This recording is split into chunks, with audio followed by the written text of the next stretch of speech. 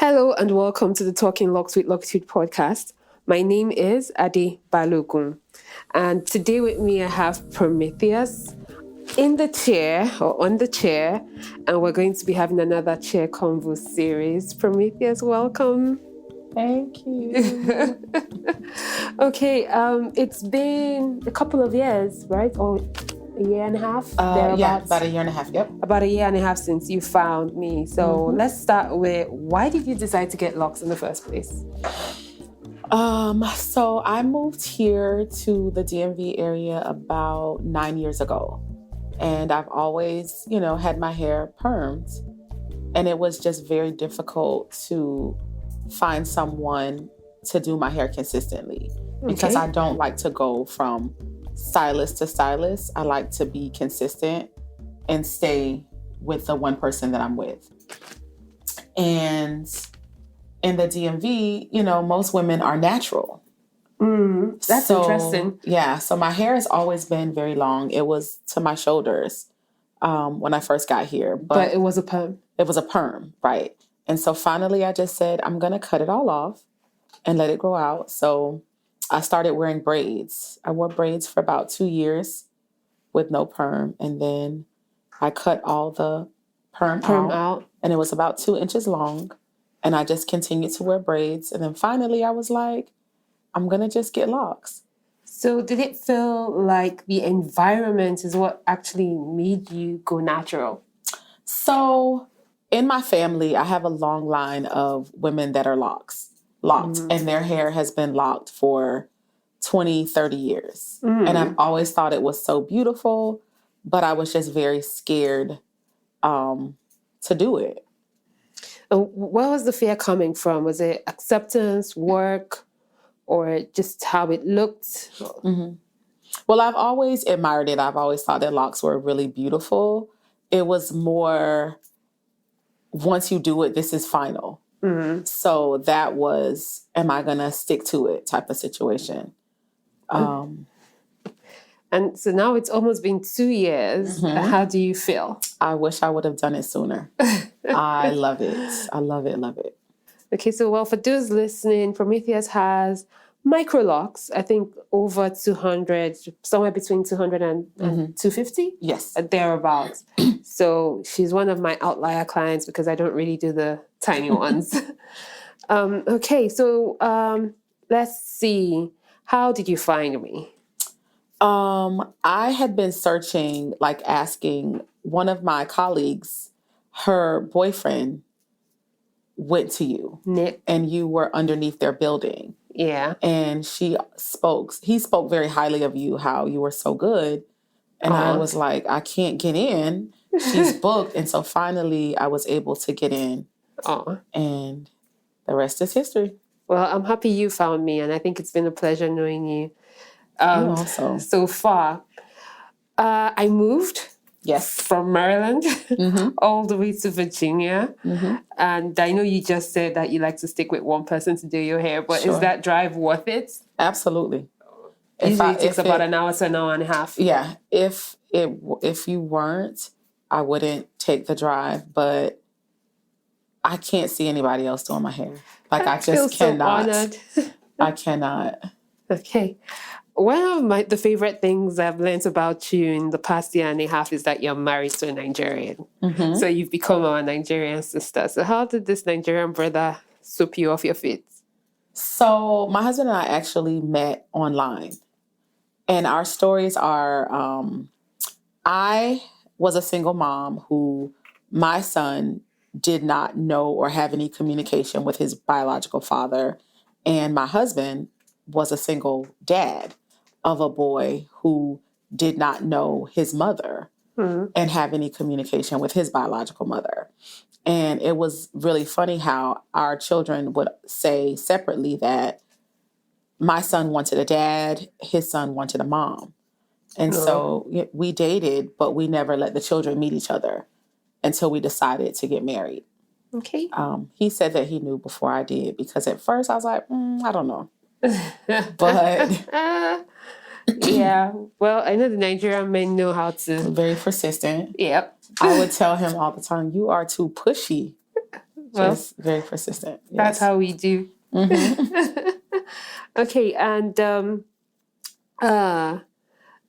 being an African American married to, did your husband grow up in Nigeria? Did he grow up here? Yes, he grew up in Nigeria. So the culture, there's a lot of cultural differences, I presume. Sure. Yep. What is one of the things, or what are some of the things that surprised you about the Nigerian culture that you started to learn when you married a Nigerian? Sure. Well, for one thing, there is a lot of, it is, I don't want to say taboo, but Americans are often afraid of Nigerians, and Nigerians are afraid of Black American women. And men. And men, right. Yeah. Believe it or not, even though our cultures are different, our cultures are very similar. Yeah. And a lot of things that we do are deeply rooted into, I believe, our African roots. But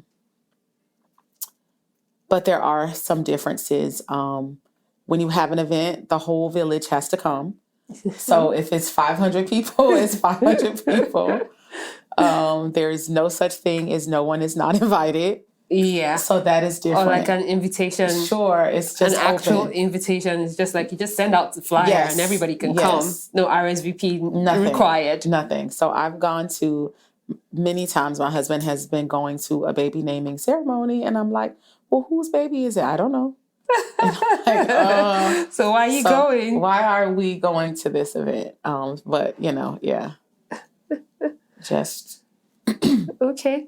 All right. What about the food? Have you learned how to cook any Nigerian food? Yes. Okay. Which ones have you learned? Have I learned how? Oh gosh, jollof rice is just the staple, I think, in every home.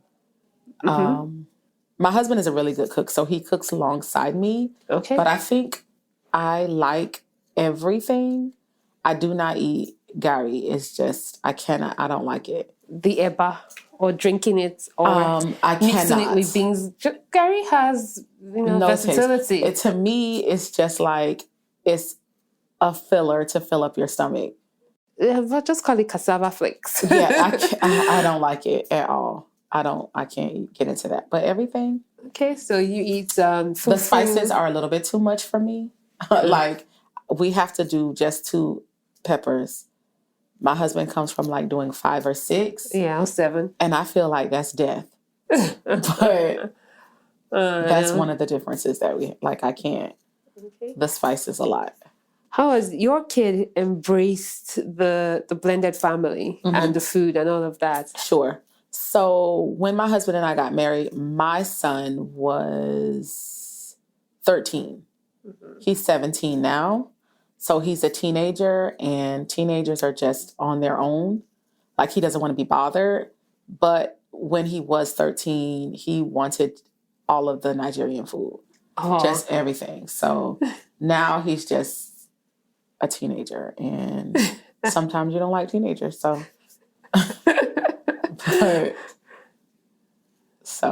yeah. And how did the kids get along? So their age difference is, our youngest son, Olamide, is 12 and Trenton is 17. So they tolerate each other, but because their age difference is so big, it's like, this is my brother, but stay out of my room type of situation, So yeah, I can imagine. Yeah. And congratulations, your son is graduating on Monday. Yes. From high school. Yep. Excited much? Yes, I am excited. Has he been accepted into college? Yes, he's going to be going to St. Vincent in Latrobe, Pennsylvania. Congratulations. And he's also going to be playing football there too. So is there a graduation party? Yes, tomorrow. I have to invite myself. Yes. Yep. Culturally, since I know I'm obligated to be there now. Yep. Have you been to Nigeria yet? I have not. Our plan is to go. I want to go for Christmas. That's a good time to go. Yeah. I want to go for Christmas. You should buy your tickets now. If not, they'll probably become unaffordable closer. Oh, wow. Okay. So now is the time to buy your tickets if you want to do December this year at the very least. All right. And how have you enjoyed the Nigerian parties so far? The culture, the spraying of the money, the lavishness? I think the lavishness is really nice to see. Spraying of the money is also very nice to see. African time drives me insane, and I think I will probably never get used to that. You always get to the parties hours to end. So yeah, or on time, but hours to end. Correct. Typically, I'll go to the party and I have to help set up because no one is there. We had a baby shower that we were invited to. Did you know the person who was having? Yes, Okay, we knew that. We knew this them. one you knew, and it's supposed to start at 5:30. Mm-hmm. And so I said, meant like we'll go like 8:30? 6. No, they didn't get there until almost 10. Okay, I was super late. Like, yeah. Yeah, I was super late. So what's it like being a teacher in America? And you said you moved to this area 9 years ago. So have you always been a teacher? Yes. Okay. Did you always want to be a teacher, or Yes. was this something that happened? I always wanted to be a teacher. So I want to be a teacher. When I retire, I want to be a nurse, but I want to be a hospice nurse is what's my dream. Okay. Is to do. That's a very thoughtful and caring line of work. I like to take care of people. And I think to be able to take care of someone at their end of life, to make life comfortable for them, is something that I would really love to do. Mm-hmm. Do you have to go to school to be able to do that? Yes. Do you have plans yet? I have not had, I don't have plans. I don't know if I would be an RN, maybe like a nurse's assistant, because I don't know if I want to go through the whole process of going to school all over. So yeah, that's just something that I really... All right. That's very, very, I've very always wanted to do. Thoughtful. Did you grow up with siblings? Yes, I have a younger brother. Okay. Just one, just two of you? Mm-hmm. Thought you would have had more. Maybe you've been like the mother hen for a very long time, which is why I don't want to sound like I'm a horrible person if I say I don't like to take care of people. Right. No. But that's honest. I will take care of you out of necessity. Sure. I will pay for the hospice nurse to be there with you. I would make sure you don't lack anything. But as much as... That's the hardest part, is paying for it. Right. You know what I mean? What grade do you teach right now? Third grade. What age is that? I'm usually between confused. 8 and 9. All right. And how's that going? They can be kind of unruly. So this is the perfect age. And all of they that. do have an opinion. Yeah. They definitely do have an opinion. And you do have to like bring them back down to life. But this is the age where they do have an opinion. They are curious. They know how they feel. And they can take directions very well. And they also, although they have like little attitudes, they also want hugs. They want to be baby, like they're still on the cusp of being a preteen. Yeah. You're not really a child anymore, and you're not really an adult yet. Sure. Or a teenager yet, at least. Mm-hmm. Oh. And have you always taught around that 8th grade, or have you done different things through your career? I've done different things. I've taught pre-K 4, kindergarten, 1st grade, 2nd grade, and I've been a reading coach as well. Okay. And this one's the best? Yes, I like this the best. When they're too little, it's too much? I'm too much. I'm older now. So to have the younger ones now, I think I have less patience because they do require a lot. I can only imagine. Mm-hmm. So we connected on podcast the last time you were here, or I think a few times ago. Yeah. And I introduced you to the Morbid podcast. And today you're on my podcast. So, hey, look at that. Yeah. So what intrigues you about true crime? I never thought that I was intrigued, but just listening to the podcast here, getting my hair done, I was like, oh, wow, that's really interesting. And so when I have some time, I like to listen. Mm-hmm. I just like the way they tell stories. Yeah. I really like those girls, Ash and Alina, I think. Mm-hmm. And for me, it's following the story and sometimes trying to guess who did it. on those episodes where it's not kind of clear out right who did it. Like, it's the father. No, it's the mother. Yeah. And there's always a twist, and they go into so much detail as to the lives of sometimes the victims and even the background of the killers themselves. Yes. So highly recommended. I think it's topping the charts wherever you listen to your podcast, and I really do enjoy that. Mm-hmm. So let's take it back to your hair for a second. Why did you choose to get the relatively smaller locks? Were you going for sister locks? Was that what you were going for? I thought sister locks was too small. I thought they were way too small. I wanted something small but not too small, because I know that just with researching it and seeing it, when you got them and your locks matured, they would swell. So I didn't want them to be really, really big. And so I thought the microlocs was the best for me. And I was right. I like the size of them. Now that they are mature, I don't think they're going to get any thicker than what they are. Yeah, I don't think so too. I think we're at that mature stage already. It's just going to get longer from here. And they have more options to style as well. That's cool. All right. What hobbies do you have? So you teach, you take care of people. You have any?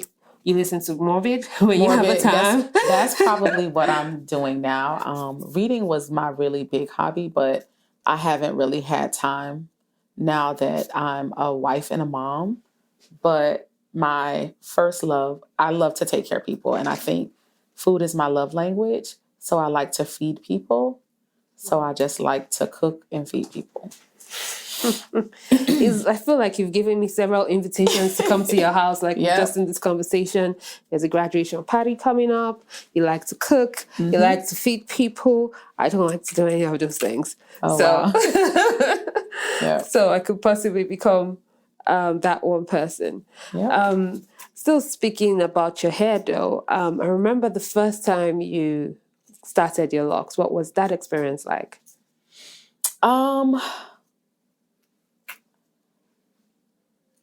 I had really researched it, but I started with someone different, and it was definitely a different experience. I'll just leave that there. I'm grateful that the loctician that did my hair went on maternity leave. And that's what prompted you to look for someone else. Prompted me to look for someone else. And I'm glad that I did. Okay. Is there anything, if someone else was trying to get locks out there, is there anything you wish you knew before you started that you know now that you would like to share? I don't think there's anything that I wish I knew other than trust the process, and everyone's hair is different. I wouldn't allow anyone to tell me what I can and cannot do to my hair. Like some people tell you not to put conditioner, not to wash it, but every 3 weeks or something. I think everyone's hair is different, and just trust the process. Yeah, I like to say that the only rule is that there are no rules. That's a good one. So just do what your hair needs and what you need as a person, because everybody's indeed different and everybody's hair reacts differently to the different processes, methods, products. It's interesting, and I would say find somebody who is vested in caring for your hair so that it progresses along the best possible path that it can. I agree. Yeah. The school system in the US, I know you've only thoughts here. With the way the kids grow up, is technology part of the curriculum in terms of the 8-year-olds that you teach? Do they have to use a device for every subject that they do? How has it been different over the last over the many years that you've taught? Because I'm sure you went from paper and pencil and color and crayon to potentially using a computer for almost everything. is learning how to write with your hand as important as it used to be? I think that it is important. This is my 23rd year teaching students, and I think that we rely too much on technology. Now, I wish that we didn't rely on it as much as we do, because a lot of fine motor skills that students need comes from taking a pencil and writing on paper. That's why most students cannot write in cursive or even read in cursive, because it's not something that we utilize, So because it's not, they're on it's the not part of the computer. curriculum anymore. Correct. And I think that is unfortunate for Really? our So you don't kids. have to do any handwriting anymore? So I try to incorporate writing, paper pencil writing all the time in everything they do, because everything is on the computer and I'm still old school. So some teachers don't use paper pencil at all. Everything is on the computer. I think that some things need to be on the computer, but they still need to be able to have access to paper and pencil. I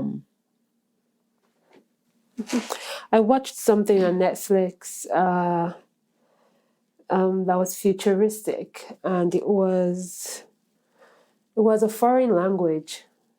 Of course, I watched it in English. I think I watched a voiceover with English on it, but it was definitely from like a European country. And it was so technologically advanced and way into the future, where we relied on robots to do everything for us. And somebody came who could read a book. Like, somebody was in the act who could read an actual book. And everybody was surprised. They're like, why would you know how to do that? And I did not imagine a time where it wouldn't be necessary. But with everything we're seeing right now, I think it can go by without, if you don't need to, if we get to a point where you have special advanced glasses and then you look at a screen and it reads it to your head, you don't necessarily have to know how to read it. Absolutely. Yeah, you don't have to know how to read. I agree. Oof, that's a scary future, because I think there's going to be some equivalent of like an ice age where everything's going to shut down. Sure. When we're the most dependent on it, and then the skills from the old times. And we might be long gone before that happens. Sure. But it'll be, it's an interesting future to imagine. I think there's probably movies about what that looks like. I agree. If you think about how we rely on our cell phones and our smartwatches so much now, when I was in undergrad and college, a cell phone was not something that you had. You had a pager, but you didn't use a cell phone. You actually spoke and communicated with people. Like, now you don't have to. And I think it's scary, even with children. They don't have to go outside and learn how to kick a ball and run and play, because they have these devices that they use all the time. I do hear for some kids, and sometimes I see like what they're up to on their devices while I'm doing their hair. And the one that intrigues me the most, I don't know what it's called, I think there's a name for it, is when you watch other people watching something. It's the most weird thing I've found. Like, I'm just like, why? My youngest son does that. So you might be watching somebody playing a game, or you might be watching somebody watching a concert. So you're not watching the concert anymore. You're watching people engaging in that activity. I'm like, this is I was like, why are you watching them watch it? Why don't you just watch what they're watching? And they're like, no, watching other people is part of the trend, I guess. And it is true. And people record those videos and they have millions of views. And they make lots of money. It's so confusing. I need to speak to somebody in the Gen Z generation to understand what the thrill is and why it becomes more interesting to watch somebody else watch. Like, not somebody else do the activity. Watch them watch. Sure. Somebody else do the activity. Do you have any idea why that is? I just think that we are in the age of technology, and we've gotten away from actually doing things as a society. like even when I was growing up as a child, we wanted to go outside and play. Children now don't want to go outside and play. They want to play their video games or watch other people doing things. And I think it has become addictive. Devices have become addictive. I am guilty of the same thing. Like, I couldn't imagine going a day without my phone. And I don't know why, other than I'm addicted to it because I didn't always have a phone. Yeah. Funny story. So I use an iPhone, and my iPhone has been giving me some trouble lately. And I've thought to myself, I'm just going to wait till September when the new one comes out, because there's no point changing it in June, and then a new phone comes out in September. So I'm like, it's a do or die affair. I'm going to use you until September, whether you like it or not. So my phone zooms out, and I can't turn it on, turn it off. I can't do anything on it. I went somewhere I didn't usually go, and I couldn't find my way back home. And so I couldn't navigate anything on my phone. I plugged it into the car system to see if Apple CarPlay will come up so I can, use the car. But that wasn't working because it required me to open my phone. And I tried so many times, so it had locked, and the face identification thing wasn't working. So all of a sudden, I was stuck. I was like, oh my God, I'm going to have to get on the highway and read the signs to know where I'm going. Then I remembered I have a watch. So I talked to Siri on my watch, and my watch took me home. Wow. But it was like, oh my God, what would have been the alternative? And America is not even set up in a way where you or at least this area is not set up in a way where you can make a stop and ask somebody, how do I get on? But we used to. It used to be a time that there wasn't. That's how you found your way. You found your way by stopping at the gas station and asking someone and reading the signs of this is where I need to be. Yeah, I was even so bad that I wasn't sure. Yikes, that's scary. I was like, if I'm going to ask somebody, I'm going to ask them, how do I get to Leesburg Pike? But how do I even know what side of Leesburg Pike I'm going to? I was just like, oh God. But anyway, my phone saved me in that situation. But that's how dependent on technology that we have become. And I think from what you're saying, if it's highly used in the education system and using hand and your hand, a paper, a pen, or a pencil is optional, then it's a future that inevitably wouldn't exist without. But do you also think that, can imagine in, I don't know, maybe whenever cars started becoming a thing and everybody moved around in a horse and carriage, and people are like, oh, I'm sure there must have been things people would have said about cars. They were too expensive. Not everybody would have them. It was for a certain class. But generally, they've made our lives better. So maybe the tech is just going to continue to improve our lives. And the horse and carriage would never be a thing. It would be like in a museum, or you could go to, I heard there's a Colonial Williamsburg, where you can experience things like that. So maybe there would be places you can go to where you can experience being in a car, because in the future, you just use your holograms to travel to Everest as opposed to go or get on a plane. That's true. I have a... sometimes my imagination runs very wild with these things. So I think that travel in the future might, with virtual reality and neurons, and them kind of building neurons that kind of attach to your head so you can feel things, you can move things. So I'm thinking in the future, how you would travel is you might go to the airport, get on a plane, and they might just put some gas in the space and put headsets on everybody's head. Your brain won't be able to tell the difference, right? You feel like you fell asleep on the plane, and you wake up and you might have the whole experience of coming off a plane, going into the wild, being in a safari, and you could pay for a 2-week package, and it just connects stuff to you to make sure that you're fed by IV and your waste is collected. Wow. And then you wake up while the plane is landing. Wow. And you feel like you've gone somewhere, but you've actually been sitting in one spot for 2 weeks. I feel like there's a future like that ahead of us. But don't mind me. This is It may. But what will happen to the animals? Running wild. Which of the animals? Any of them. They will continue to exist as they do. Wow. And they'll adapt. They will actually... Which of the animals, though? Because the animals in the wild will be fine. Sure. And they'll just continue. Will there be a wild?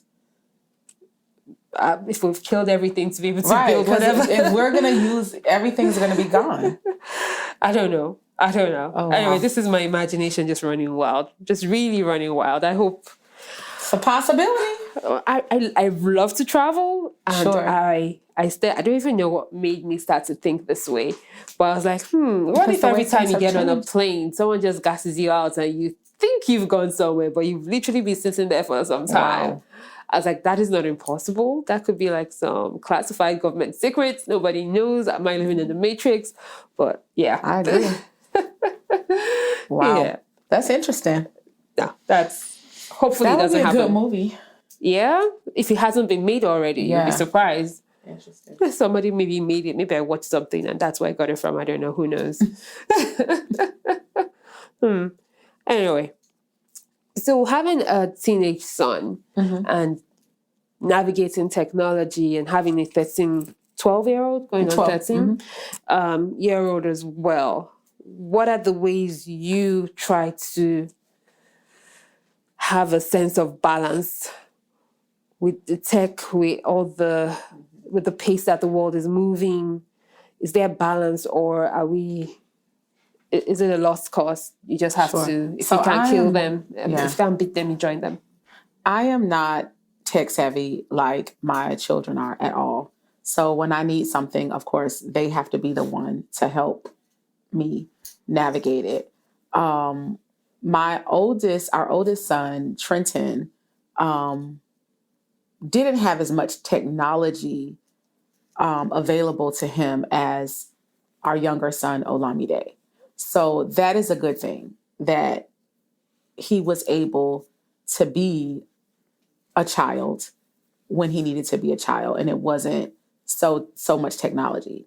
So with our younger son, we do notice that he is addicted and has addictive personalities with that technology. We will have to make him eat. Mm-hmm. So we limit his device usage. During the school week, he's not allowed to use any video games or technology other than just the regular TV. So no video games? No, not during the school week. No iPad? No. Now during the summer, no cell phone? Nothing. Not during the school week. So you only get your device on the weekend? Sure. But don't kids take devices to school? So he does have his cell phone, but you're not going to just be able to be home from school with it playing video games all day. So when you come home from school, it goes on the dresser. And when we didn't limit his usage, we could definitely notice that he was addicted. He wasn't going to sleep at night. He wasn't getting enough sleep. He would wake up at 3:00 in the morning to use the bathroom, and he'd be literally in the closet hiding with his iPad. And so we knew that was a problem, and we had to address it. So we had to take it away to limit some time. And so even during the week, during the weekend, when he has his device, we give him time on and give him time off. So if you've been on it for 3 hours, you have to come off for an hour. Right. And what about during the summer? We still make him, you're on for a couple of hours and you have to come off. And then we put him in other activities so that he is not just wanting to be on the game. Yeah. So I don't have any kids yet, but I noticed that here it's very common and popular for parents to put their kids in so many activities. Mm-hmm. And I think it's supposed to be help. I don't know for a fact. I assume that it's supposed to help them be competitive, to get into good colleges, to set them up for a good future. But from my background, which is kind of like the opposite, where education, at least the time I was growing up, education was prioritized over sports. African parents didn't really feel like sports, music, and all those extracurricular activities are a waste of time. Become a doctor, lawyer, engineer. I believe that's changing now. It's millennial parents. But that used to be the thing. What's your opinion on that? Is there a balance? And having kids yourself, do they, like, some kids, I feel like meeting them, the time they get to do their hair is in between like football practice and piano practice and swimming lessons and all of this. Is that just some people, or in the public school system, is that common for parents to be so competitive with their kids' extracurricular activities? It is. I don't agree with having them have every part of their day taken away for something extra. If they're interested in a sport or something extra that they want to do, we'll do it. Like our youngest son does swimming. And that's what he does once a week. I think that you can put so much on a child. They need to just learn how to play. And kids don't know how to play. And they don't know how to play because they have tennis on Tuesday and swimming on Wednesday and soccer. Like, it's something every single day. And they need to just be able to play. And that is the reason why we have so many adults that are broken, because they were never able to develop and just play and be kids. You don't know how to tell somebody, I don't like it when you do that to me, because you've never had to, you know? And I think that they should just be able to play and get dirty and fall down and get hurt and go outside and collect some bugs and, you know, do what kids are supposed to do. Yeah, I completely agree. Do you have to deal, I guess this is a rhetorical question. Is that the right word? I don't know. I think I need coffee this morning. I haven't quite woken up yet. Where you have difficult parents. Like how does it feel with all these years and the experience you have? Have you ever encountered like parents that, or does teaching feel like you also have to teach the parents too? What's that like? I think that the parents have gotten more disrespectful than ever before. I often feel like the hired help and not as a professional. And I oftentimes have to tell my parents that I have multiple degrees. And as a teacher, I feel like we are the most disrespected profession. I had to tell a parent just recently, you know, I don't go to my doctor and tell my doctor what tool they need to use at a visit, because my doctor is a professional. I'm either going to listen to the advice that my doctor gives me and seek a second opinion, but I'm never going to go in and, for example, go into your office and tell you that your business plan that you're using is incorrect. Yeah. And I think we as teachers have to deal with that quite often, because most people that can't teach like to tell people that can what to do. But yes, I definitely have had my share of disrespectful parents. Yeah. And being a parent and a teacher, where does teaching start and stop? And what's like more important? So in my opinion and in my mind, a teacher in the school is supposed to teach my child on mostly academic stuff. Sure. When it comes to morality, respect, and things like that, I personally think those things should come from home. Absolutely. And is a reflective of the day-to-day life. But the kids spend so much time in school. And you have many families with working moms, or but not just working moms, like both parents working several hours to make ends meet, and hardly do you have the time to even have a nanny. So your child is not necessarily always in the home environment. They end up being in some sort of system. So where does teaching start? Where does it stop? Where does the responsibility of the teacher start and stop? What are you responsible for legally as a teacher? Well, first of all, I think the parent is always the first teacher of a child. Like, you are the first teacher of your child automatically. I do believe that students often spend more time at school with their teachers than they do at home. That's just what it is. The system. It should be a village type of situation, but oftentimes it is not. It should be. Like, it should be all hands on deck when it comes to raising children, and it should be all stakeholders are involved, but it's not. I think that for me, I do both. It is my goal when I'm teaching kids to have them leave me better than they come to me. And that's because I do care about what I do, and I'm passionate about my business of educating children.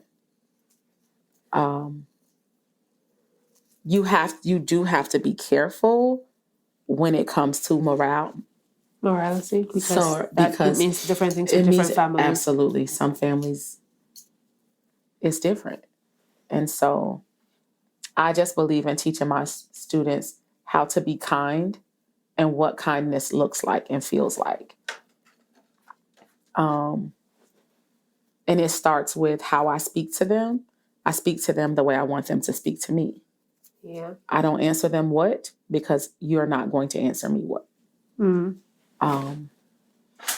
Yeah, that makes sense. That makes a lot of sense to me. And I think that translates to even adult relationships and partnerships where you cannot expect respect if you are not ready to give it. Absolutely. Yeah. I can imagine that through your career, you may have experienced kids with psychological challenges. Sure. And how is that treated in the space? And I know that mental health can be challenging and sometimes difficult to identify, because you might have an unruly kid that has mental health issues and is not just being unruly. So over the years, are there strategies, systems in place in school, or do we even have a case whereby the system is misdiagnosing kids because you might just have an unruly child that needs to be corrected and trained as opposed to being on medication? What's that like in the system that you're in? So I'm a public school teacher, and the concept of public school education is amazing, right? The thing about public education is, as great as it is, it's public. And so we get what we get, and we have to use the resources that we have to address the issues that we have. For me, I think the first thing is the relationship that you build with students. Because at the end of the day, kids don't care what you want to teach them until they know that you care about them. So it has to start with the relationship that you build with them. So once you build a relationship with them and they know what is what, it can pretty much be whatever it needs to be. You know what I mean? So I have behavior problems, but because I know that Mrs. Lawal cares about me, I'm going to, instead of throwing this chair and this table, I'm going to tell her that I need a moment to myself. And that is because we've built a relationship and they feel safe enough to say to me, I need some time. As opposed to acting out. Exactly. And then it becomes ugly and all of that. Absolutely. And oftentimes kids misbehave because there's something that they need. And that something is avoidance. If I don't understand the curriculum that is being taught to me, I am below grade level, I'm going to misbehave more than I would if I understood. So there's a lot of root cause analysis going on for the teachers because you need to kind of understand what each student needs and what's the correct. teacher to student or pupil ratio in the school system. There's always supposed to be one, but it's not really one. It is just you teach and just deal with what you have type of situation. Is there usually enough time for the kids? Enough time? For like each of your kids individually? Like do you have... No, it's never enough time. It's never enough time. No. Are your kids in the public system or in the private system? Public. Do you have a preference? For me personally, I like public just because I do. I think that you have some great teachers in the public school system, whereas a private school system, you are paying for what you want, you know? And in the private school system, they are allowed to pick and choose who they want. Right. Whereas in the public school system, we have to take little Johnny, even though little Johnny is 3 grade levels below, and he has been diagnosed with autism, and he may be a paranoid schizophrenic. You still have to take Johnny. Right. So all is welcome under the tent in the public school system. Right. That makes sense. Yeah, I had something on the top of my head. ADHD. I feel like that's a new sickness. It's not. Is it real? It's real. It's a real sickness. It's not a new sickness. It is an old sickness that has been around for a while. The difference is there used to be a time that students could be disciplined in school. Parents were older that had children. Parents are now younger. And because we're in a technology age, parents don't really discipline or talk to their children. They just give them an iPad and let them go. Put a device in front of them. Sure. And all that screen time, it does affect a lot of your brain. If you notice, if you're on your phone before you go to bed, you have trouble sleeping. So, I think ADHD is a real thing that students struggle with. People in general struggle with it. Our youngest son has ADHD. And it's a real thing. It's a real thing. Someone was trying to convince me the other day that I had ADHD. And I was like, no, I'm just scattered. And I'm scattered for some things. I'm not scattered for some things, you know. I might forget. I might forget, like I might have to go back into the house 3 times before I start my day because I forgot my phone, I forgot the keys, I forgot this, I forgot that. But that's just because I wasn't prepared. That's what I feel. As opposed to, because if I prepared, if I had thought about it, I wouldn't have to go back 3 times. Sure. But someone was trying to convince me that, you might have problems. You may. So, hopefully not. I don't think so. But even if you do, you've learned how to live and you've learned how to cope with whatever it is that you have. You know, when we were growing up, we didn't say that kids had autism or kids had ADHD. If you misbehave or you had executive functioning issues at home as a kid, which you couldn't keep your stuff organized, your parents would just spank you. Yes. And you knew, I'm not coming home without having this stuff that my teacher told me to have. Because I'll get spanked. Because I'll get spanked. Yeah. Which could very well mean that you have an executive functioning issue. But it worked because guess what? You did not want what your parents were going to give you if you didn't bring that stuff home. Whereas now, they're just going to... So have we solved this problem? Spank kids? I think discipline is okay. I think discipline is okay and it's necessary. I think it's necessary when it's done, when it is appropriate. It should not be abusive. The first thing, correct. And it doesn't have to be, discipline doesn't have to be a spanking all the time. It could be, I'm taking something away from you that you want. Yeah. I actually didn't get hit a lot as a child by my parents. However, I went to a boarding house at the age of 8, 9. And I was kind of like, well, almost everybody's in the system. But it was a paramilitary boarding house. It was, at the time, my country was under military dictatorship. It was run by the military. It was basically a school owned and run by the military. Oof. And there were rules. And you had to keep up to it. You had to be at the same place at the same time, no excuses. There was all sorts. And that was when I was the most disciplined. And I personally think, as opposed to a more Western opinion, that those years in that establishment shaped who I am and defined the perseverance I have today and my approach to things, and knowing when something needs to get done, I can actually focus to get it done, because I know what it feels like to be organized and disciplined and operate from a place of discipline. So in your experience so far with kids, and if you don't want to talk about this, that's okay, but does the medication help? Is Adderall helping, or is it? Sure. Is it? So, for my own son, I don't believe in medicine unless it is a severe case. I don't think just because you have ADHD, you need medicine. You need to just know that you have a diagnosis. This is what it is. So now that I know that I have it, let me put something in place. And something in place means I'm going to put my stuff out before I go to bed. Exactly. Because if I do that, I don't forget stuff. Correct. So that is something that you could use as opposed to taking medicine. Because I don't think that everybody needs medicine. I don't think my child needs medicine.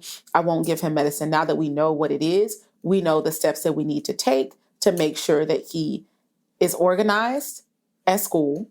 He has the things that are necessary for him so that he won't lose his things. He won't be scattered all over the place with his stuff. And we just, give him the supports that he needs. So he doesn't have to have medication.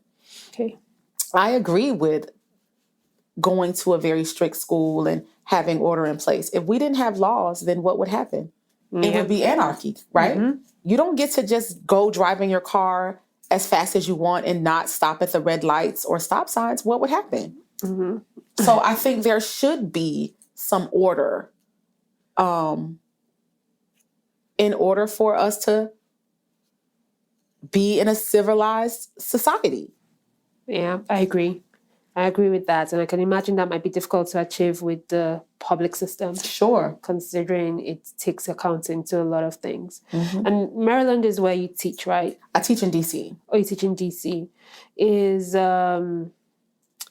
I think I heard, I don't know if I'm right, but, what some of the things I've heard about Maryland, I don't know if it's the same as in D.C., is that if a child wanted to become transgender, they didn't even need to, the school didn't have to inform the parents before they start to lead the child or assist the child down that.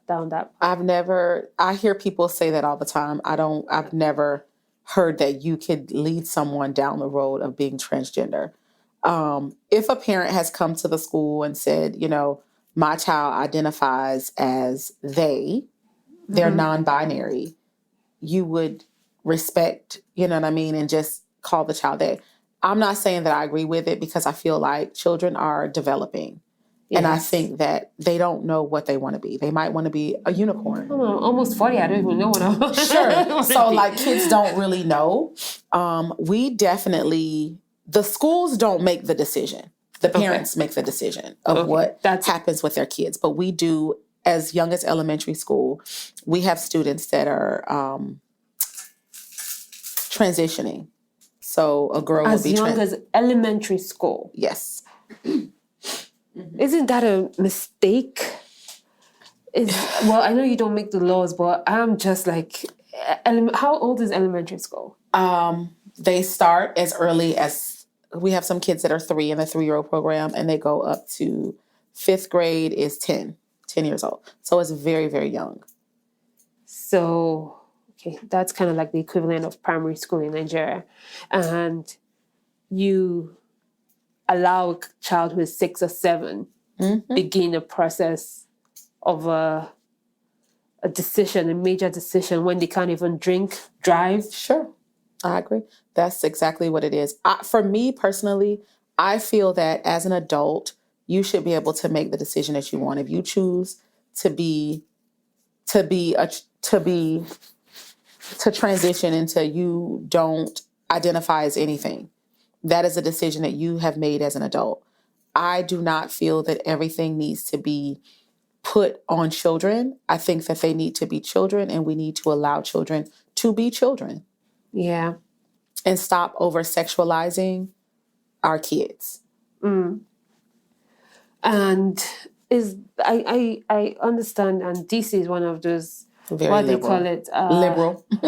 Yeah, it's liberal, and they say something else about DC taxation without representation. So, I don't even know where to ask the questions from. Is there any hope, or is just the liberality of the states just what it is? So people are just going to have to do what they want to do without being reasonable. Yeah. And for me, I just should say this at this point. I do have nothing against transgender, the LGBTQ movement, but I certainly think somebody who's not allowed to drink, drive, have sex legally should not be allowed to make that sort of major transition. Like, even if you identify, I think the transitioning is like that's the scary part. Yeah, because you growing up without all the technology and where we are now, you have girls will often be tomboys growing up and wear boys' clothes because they want to. And then sometimes they become more feminine or identify as being more feminine as they grow up. And sometimes it's actually even about being ashamed of your body and hiding your body. So you want to wear boys' clothes so your development isn't showing up that way. So I get it that you might feel a certain way, or you feel more drawn to the things that boys typically do or girls typically do both ways. So, of course, those feelings, I believe, are real. I have a first cousin who is very effeminate. You know, I don't know how he identifies today, but growing up in Nigeria, he's always been very effeminate. So if he kind of decided to transition as an adult, I probably will understand it because I grew up with him being very effeminate. So, yeah, I've gone on a rant of my own. But I was trying to ask a question. Is there anything that the school system or the states is doing or is working on to protect these children? Because at this point, I actually feel like allowing a child as young as 3 to 10 make such a major life decision is more of an abuse than protection. I have not known of any children who have had surgeries or taken hormones. But when I say transition, they would change their name to fit the gender that they want to be, and they would just be considered that gender. I don't think that... So as far as the schools are concerned, the schools don't make the decisions. We don't make the decisions, especially at the public area, because we are federally funded. So we have to follow by the laws and rules that we are instructed to do. I think that as an adult should be able to make whatever decision that they want. And I am all for respecting a person feeling how they feel, because your feelings are your feelings. You know what I mean? Yeah. And so I think, it is what it is. But I'm very skeptical when it does come to children. Like, that is really scary when you put certain things in the minds of children. Yeah. To encourage children to do things. Like, just let them be children. And, when they become adults, they'll make the decision based off of their adult self when they're fully developed. Yeah, because it can change your mind. Some of the things you want right now are not the things I want. Some of the things I want right now may not be the things I want tomorrow. So, anyway, this is America. It's the land of the free and the home of the brave. So I guess we're all being brave and free for it all. All right. Have you been to any other countries yet? I've been to the Caribbean a lot. Okay. I am planning to go to Nigeria, and I want to go to a couple countries in Africa, of course. And then I want to go to London. Did you by any chance do the ancestry thing? I have not. Okay. All right. You're probably Nigerian anyway, everywhere. Well, the Caribbean, I've never been, but temperature-wise, I guess it should feel a little bit more like Nigeria. Like home. Mm-hmm. Yeah, and I wanted to give you some tips and tricks for when you go home. Mm-hmm. Have fun, eat food. The food is real on the other side. It's real. It tastes better. It tastes better, and it's real. Wow. I feel like it's just real.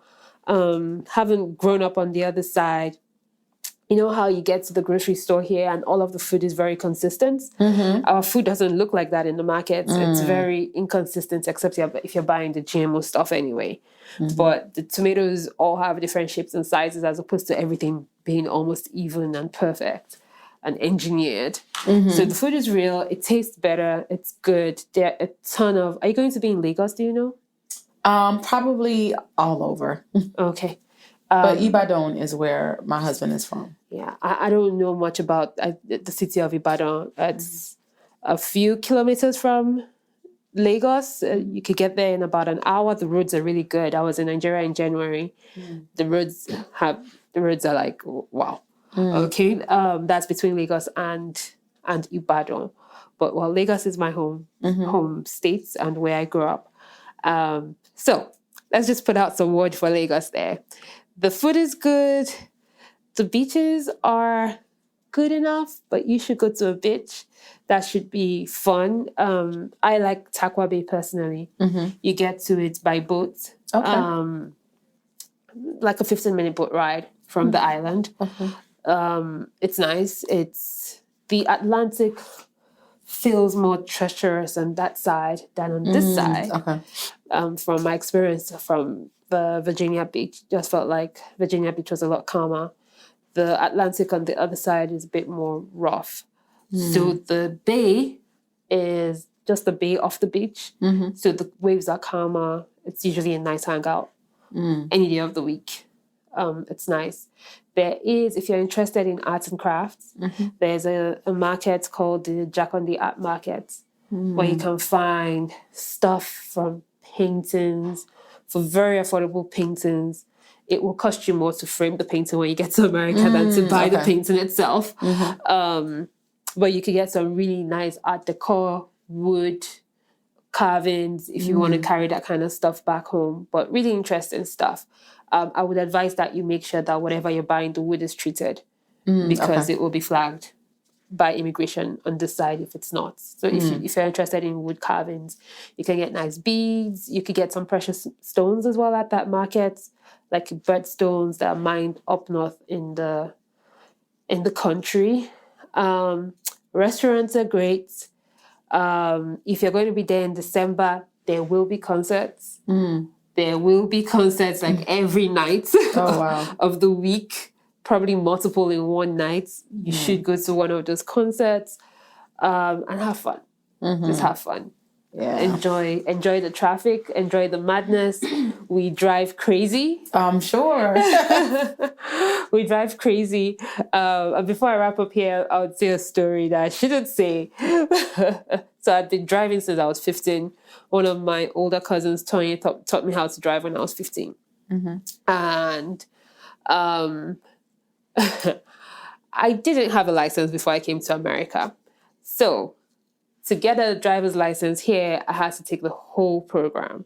If I did have a Nigerian license, I would have had to just flip it for an American one. But because I didn't have one, I had to go to driving school with the 15-year-old kids here and do everything from scratch, which was fun. But it was when I got here, I realized that you actually had to stop at the stop sign. I thought it was a suggestion. Oh. So I wonder why are you all stopping when there's nobody on the road? Just go. And they're like, no, you have to stop at the stop sign. I was like, even if there's nobody there, that doesn't make sense. But yeah, I stop at stop signs. tickets.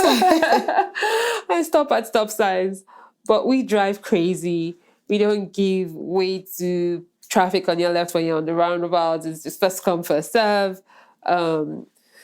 We are nice people, always often screaming at each other, but it's just how we do. But it should be fun. You should have a lot of fun when you get up there. Nice. Yeah. All right.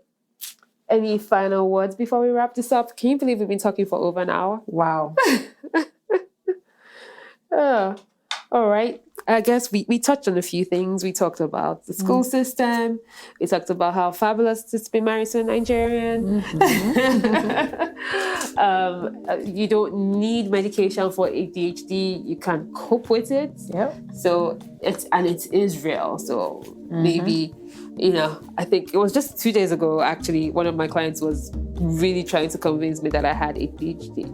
And I was like, no, I guess I just didn't want to be sick. Right, you don't have to be sick about it. I was like, I don't have anything else. I'm perfect. Right. But yeah, I think it's more comforting hearing that, maybe I do, but at least I can cope with it. I get my work done, I try, I can function.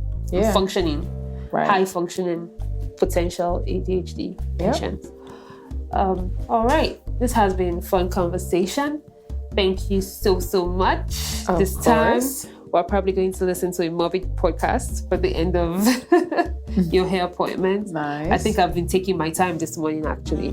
I've been taking my time because I usually get this done a little bit faster. I've been talking too much. I've probably been gesturing with my hands. So let's wrap it up. Thank you so much again, Promithious. This has been the Talking Locks with Locitude podcast. I hope you enjoyed this conversation. We stayed a little bit slow, but I think we got there and had meaningful conversations as always. And that is what the Chair Convos series is all about. I get to meet exciting clients that become my friends, and we have these great conversations during the hair appointment. So don't forget to follow us and like us if it's likable wherever you listen to your podcast. We should be everywhere: Spotify, YouTube, Google. I think Google podcasts are going away and going to YouTube. Apple Podcast, Deezer, wherever you find your podcast, you find us. And don't forget to keep it locked with an attitude. Bye.